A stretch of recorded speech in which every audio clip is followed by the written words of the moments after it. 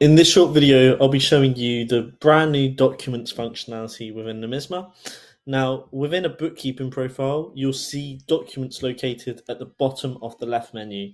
This was previously hidden away in settings, so when you go into documents, if there are any files there, don't be alarmed. They were previously uploaded to the settings section, but we decided to bring it to the left menu and make it more of a feature that business owners and accountants can use. And the benefit of this is that anyone who uploads files here will be shared with anyone else that logs into Nomisma. So it can be used as document storage quite nicely. So if we go into documents, you'll now see that you've got a file structure on the left side where you can add new folders and you can upload new files in the top right hand corner. So anything you would like to share with the business owner or your accountant can be uploaded here. And you can add as many folders as you like. So we could call this payroll.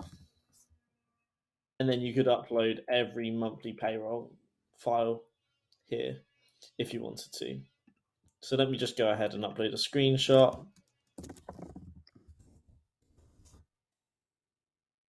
So all of your uploads will go into your inbox, and then you can go ahead and move it to a different folder.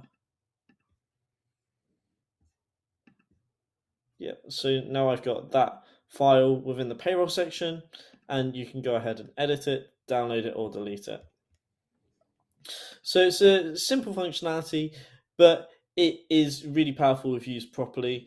There will be more functionality to come, such as the ability to email in.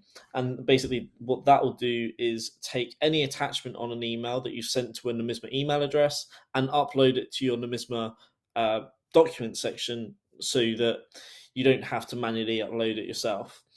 But should you have any questions, queries, or if you want to find out more about Nomisma, do get in touch with our team on 020-3021-2326 or email support@nomisma.co.uk. Thank you. Bye.